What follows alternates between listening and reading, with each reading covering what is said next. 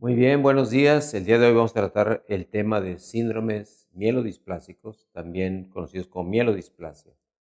Esta enfermedad, como está en la diapositiva, es un grupo heterogéneo de daño de la médula ósea y que se expresa con citopenias progresivas. También sabemos que en esta enfermedad el riesgo de transformación leucémica es muy alto, por lo que también se le ha llamado síndrome preleucémico. Es una enfermedad que predomina en gente mayor, arriba de los 65 años de edad, y como ven ustedes hay 3, 4 casos nuevos por 70 por año. Es un poquito más frecuente en hombres que en mujeres, y existe ya un grupo latinoamericano para estudiar esta enfermedad en nuestro medio.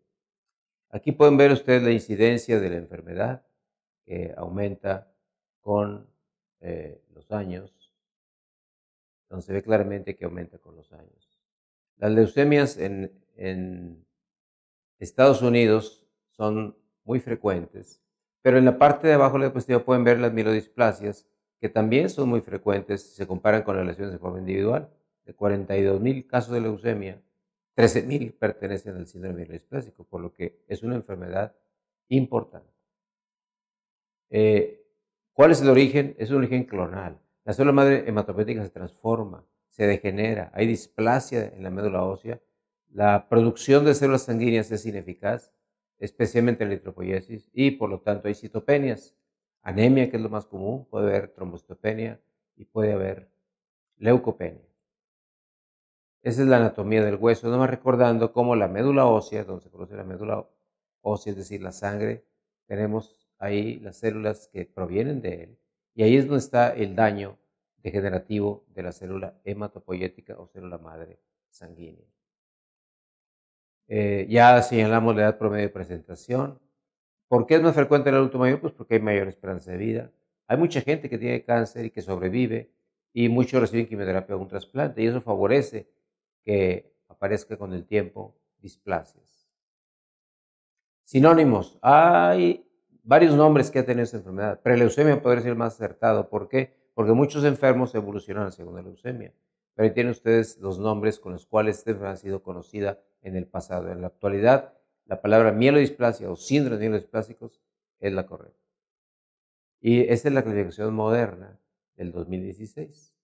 La mielodisplasia con displasia de una sola línea, sideroblastos en anillo, displasia de múltiples líneas celulares, que es la más grave, y finalmente la peor es cuando hay exceso de blastos, que es una forma ya francamente que va en camino hacia la leucemia. Esa es entonces la clasificación que la Organización Mundial de la Salud en el 2016 hizo para organizarnos. Existen alteraciones cromosómicas en esta enfermedad, en muchos enfermos, no en todos, pero hasta en el 70%.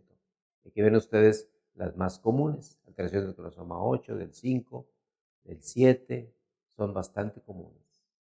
Y ahí ven ustedes el tipo de displasia y las alteraciones correspondientes que vemos con frecuencia. ¿Qué quiere decir esto? Que es una enfermedad degenerativa, que hay cambios cromosómicos en la médula ósea. ¿Okay? No es simplemente que la médula ósea dejó de funcionar, o no es que no haya médula ósea como la anemia plástica. Aquí lo que estamos viendo es un problema degenerativo. La presentación clínica suele ser inespecífica. Algunos pacientes son asintomáticos en el diagnóstico, otros más tienen anemia, infección o sangrado. Es poco frecuente la esplenomegalia, la hepatomegalia y la adenopatía. El diagnóstico se hace por exclusión, es decir, ¿qué significa? Que básicamente tú sabes que tu enfermo no responde a vitaminas, no le faltan vitaminas, no es una infección, no es cáncer. Y en la evaluación inicial, obviamente la biometría hemática es muy importante, ver la sangre, ver la médula ósea. Medimos con frecuencia de eritropoyetina para ver si es candidato a recibir o no eritropoyetina. Descartamos la hemoglobina paroxística nocturna, que es donde dice HPN ahí. Y hacemos inmunofenotipo con frecuencia para ver si hay blastos o no. Y todo eso nos lleva al no encontrar nada específico, nos lleva al diagnóstico de una mielodisplasia, es decir, una médula ósea que no funciona bien con un proceso degenerativo. Y así se ven las células. Se ven células binucleadas, células grandes, que no maduran adecuadamente, que implican un problema de diferenciación y maduración que está detenido por alteraciones en la célula madre hematopoyética.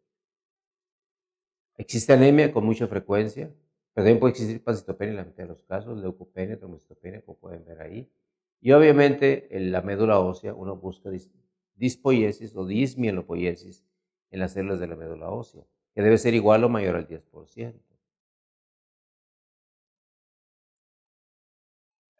Existe un riesgo o un sistema de puntaje pronóstico para evaluar el riesgo.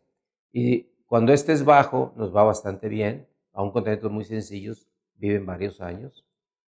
A medida que el riesgo aumenta, intermedio, intermedio 2 y alto, nos va más mal.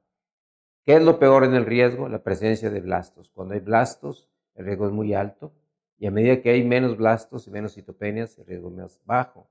Eso tienen que revisarlo en su libro y checar esos datos. El tratamiento individualizado lleva como objetivo, primero, si está el paciente sintomático, que a veces lo está, puede vigilarse nada más. Si está sintomático, empezamos con transfusiones, andrógenos, factores de crecimiento. Pero si el riesgo es bajo o intermedio, usualmente nos vamos con apoyos, tratamientos de apoyo. Si el riesgo es alto, pensamos en quimioterapia, trasplantes y otras opciones. Lo único que puede curar al paciente es el trasplante de médula ósea. En el riesgo bajo intermedio utilizamos estimuladores de eritropoiesis, como la eritropoyetina, en su forma de poyetina alfa, darbepoetina, esteroides de anazol. Eso es lo que utilizamos para estimular a que la médula se produzca un poco más de células sanguíneas. Por otra parte, podemos usar inmunomoduladores, como la lenalidomida, cuando existe una alteración del cromosoma 5. Ahí funciona muy bien la lenalidomida. Y las nuevas terapias que ustedes ven ahí todavía están en proceso, no es algo que todavía tengamos al alcance de rutina, así es que nada más las presentamos como una mera información, como una curiosidad. En el riesgo alto, lo mejor es el trasplante. Si puedes trasplantar, eso lo puede curar. Nada hay mejor que eso. Todos los demás medicamentos, como esos hipometilantes, lo que hacen es controlar la enfermedad y prolongar la supervivencia, pero nada más. Viene una serie de anticuerpos nuevos, de tratamientos nuevos, de moléculas nuevas, que ven en las nuevas terapias, en la diapositiva, pero que todavía no tienen un lugar definido. ¿Cuál es la droga que más se utiliza en riesgo alto? La azacitidina, que es un agente hipometilante, ya que aquí está aumentada la metilación en la displasia y el hipometilante cambia a las células, cambia su metabolismo, cambia su capacidad de diferenciación, y esta azacitidina, que podría llamar que es como una quimioterapia muy suave, puede cambiar la respuesta en un grupo de enfermos. Sin embargo, es solamente temporal. Por lo tanto, el mejor tratamiento definitivamente es el trasplante de progenitores hematopoyéticos, es decir, trasplante alogénico, es decir, células de un donador hacia el enfermo. Por lo tanto, se puede decir que no existe un tratamiento específico. La más utilizada es la azacitidina en alto riesgo, y nosotros utilizamos mucho los andrógenos como el danazol y otros factores de crecimiento y eritropoyetina en los casos menos graves. Eso es realmente lo que hay que hacer.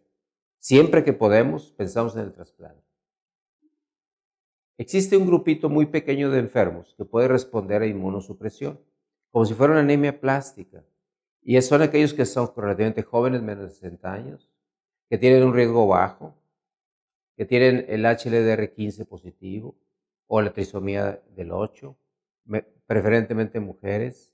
En fin, esos datos que ven ustedes ahí, o incluso la presencia de una clona de hemoglobinuria paroxística nocturna o hipocelularidad en la médula, esos son el tipo de enfermo que se puede tratar como una anemia plástica, es decir, con inmunosupresión, por ejemplo, el uso de cloretimusito, ciclosporina, y pueden responder a eso. Ese es un grupo especial de pacientes. En esta diapositiva vemos un resumen. Tú primero confirmas el diagnóstico, acuérdate, citopenias, médula ósea con mielodisplasia, calculas tu riesgo, y los de bajo riesgo se van a observación, tratamientos de apoyo, los de alto riesgo se van a agentes hipometilantes o trasplante, ¿ok? Y todos aquellos que fallan algún tratamiento, cuando estás en un protocolo clínico tienes que irte a un trasplante. Volvemos a lo mismo. Los de bajo riesgo pueden tratarse con apoyo, o andrógenos, eritropoyetina, etc. Y incluso trasplante. Y en alto riesgo, no hay duda que el trasplante es la única opción curativa, pero los agentes hipometilantes pueden ser útiles y ocasionalmente la inmunosupresión. Y bueno, la azacitidina bloquea la metilación del DNA. Los agentes hipometiladores, entonces, mejoran su supervivencia global, retrasan la transformación de la leucemia y retrasan la muerte. No curan, pero hacen que el enfermo mejore. Eso es lo que estamos viendo, y a veces por meses o incluso años. Este otro producto también se utiliza, pero se utiliza menos, es un poquito menos eficaz en mi opinión, y no se consigue en México. Por lo tanto, en México disponemos de la azacitidina, pero la azacitidina es un producto caro y que no mucha gente tiene acceso a este tipo de tratamiento. La quimioterapia puede usarse cuando ya hay problemas de crisis blástica, transformación leucémica, quimioterapia muy parecida a la que se utiliza en la leucemia aguda mieloblástica. Y finalmente el trasplante es realmente la única opción curativa. Alogénico mieloablativo, autólogo, es muy raro que usemos un autólogo. El alogénico no mieloablativo, que es una intensidad reducida, ese es el que más nos gusta por la edad. Y últimamente estamos usando trasplantes haploidénticos, trasplantes que son de el hijo al padre o madre a hijo. Usualmente nos gusta hijo a padre porque usualmente el enfermo, como ya señalamos, es de edad avanzada, y la opción que podemos hacer, que vale la pena, es un trasplante halogénico de intensidad reducida, y preferimos en esos casos de hijo a padre cuando no hay un donador, un hermano compatible, que puede ser otra opción. O sea, los trasplantes, aquí descartemos el autólogo, que es rarísimo que lo hagamos, pero halogénico no mielorelativo o haploidéntico es lo que estamos utilizando mucho aquí en el hospital universitario. Entonces, la actitud nuestra va dirigida hacia el trasplante casi siempre, especialmente en casos de alto riesgo. Y en nuestra experiencia, la mejor opción disponible es el trasplante con quimioterapia de intensidad reducida, que es menos tóxico. Y cuando podemos, usamos, insisto, un donador idéntico, pero también podemos usar un donador haploidéntico, que es la mitad compatible. Muchas gracias.